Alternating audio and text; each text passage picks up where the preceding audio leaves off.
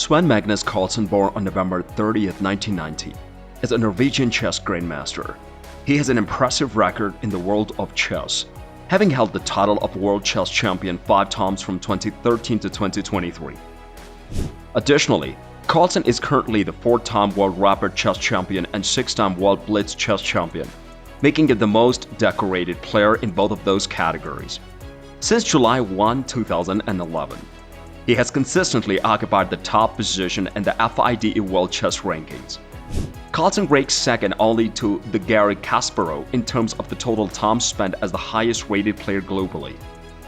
His peak rating of the 2,882 is the highest ever achieved in the history of a rating competition.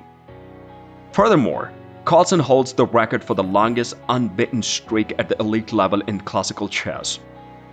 Prior to 2016, Hikaru Nakamura had never emerged victorious over Magnus Carlsen in a classical game of chess. However, at the 2016 Bilbao Masters, Nakamura achieved this feat while playing with the black pieces.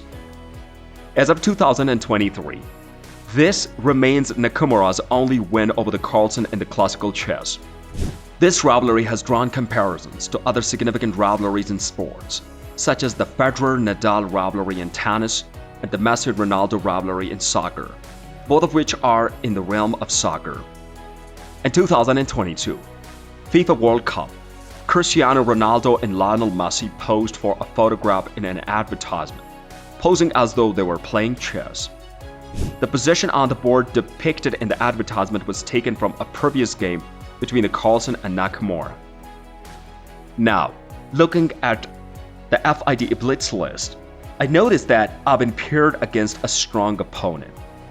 Being paired against someone of lower rating can sometimes bring unexpected challenges. And generally, many of the Chinese players have been opting for the Petrov defense, so it's not surprising to see my opponent choosing this opening. This specific line is not as commonly played anymore, especially from the black side, so it's been quite some time since I last examined it as well. Tim interrupts the game and suggests, "I believe playing c4 would be beneficial for me. I might consider moving my pawn to d2. Why not? If my opponent plays b6, I'll capture it and then place my knight on e5. As for whether I enjoy sweets, you can ask Pushin Mu, the moderator, if the question seems peculiar to you. I've no particular references regarding sweetness or any specific position." Yes, that's indeed a fair question.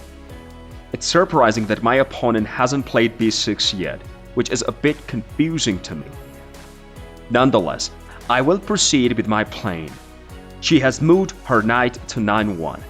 If I play queen e1, there is knight b3 and bishop e1 preventing my bishop from going to f4. Each move comes with its own minor drawbacks. I'm considering rerouting the knight like this, although I'm not sure if it is a good decision.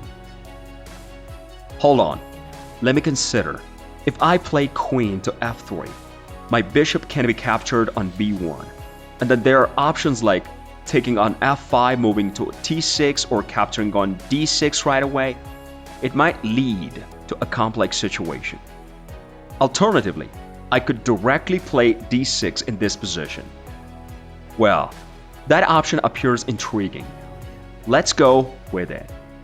But upon further thought, it's not as clear as it initially seemed.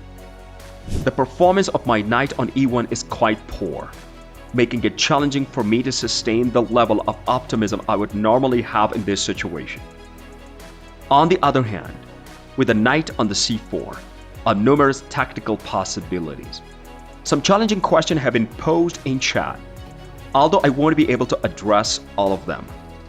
Now, considering the position from a positional standpoint, I must admit that I'm performing poorly. However, I'm relying on the dynamic aspects of the game to potentially turn the situation around. I play d7. How does it specifically defend against the rook to e8? I wonder if that was the intention. However, queen a8 still poses a threat, My bishop is positioned snugly enough to cover the king, which is appealing to me. It can also advance to c4. But this also means that, unlike my opponent, I won't be able to generate a back rank checkmate in this area, which is a drawback. Nevertheless, I'll give it a try. Yes, queen to d5. If my opponent plays bishop g6, then queen to d6 results in an immediate victory. He seemed concerned about something related to bishop c4, but this move seals the game. Yes, it's game over. He is not only in trouble, but he is on the verge of getting checkmated. That's one of his problems. Furthermore, due to the presence of the bishop on g6, he can't even sacrifice a lot of material to escape.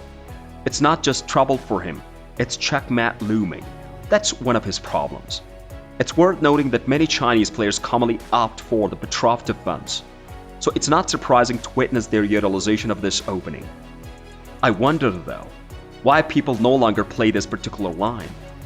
Despite it being a black move, it has been quite a while since I last examined it as well.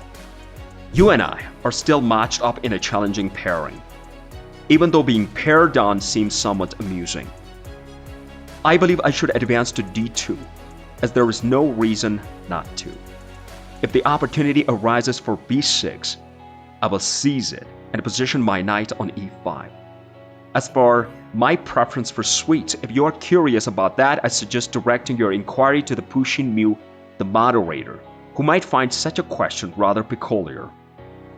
I just read your comment about poisoning me with something. Well, that's a reasonable question, although it doesn't carry any new meaning or implications. It's a bit puzzling to me, but I suppose I will opt for the move you prefer to me as chicken lady. If I play queen to a1, there's no option for bishop to b3 or bishop to e1, which would prevent my bishop from reaching f4. However, every move has its minor drawbacks.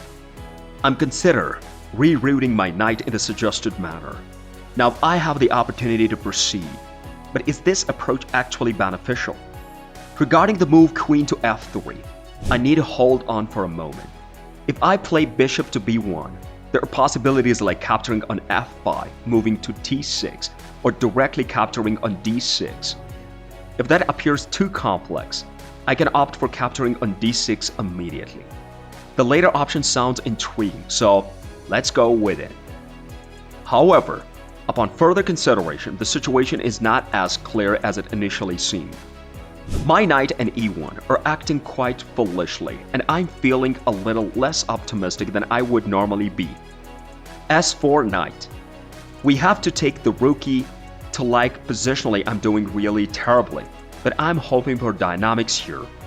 So bishop c4 and bc4, then bishop a5, at the very least I have a lot of tricks. Got some hard-hitting questions in chat, so I'm not gonna read all of them. Good, now we have to take it, okay? d7. What precisely is it doing to defend against the rook e8? My bishop is snugly enough to cover the king, which I like and might go to c4.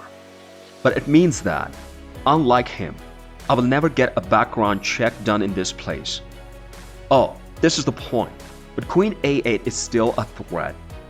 He was concerned about the bishop c4 stuff, but this one just decides it. This is game over. He is not only like he is just getting matted. That's his problem, or that is one of the problems.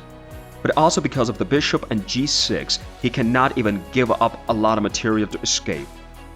Did you like it? Tell us what you think of the video in the comment section below, and don't forget to subscribe to our YouTube channel for more interesting videos.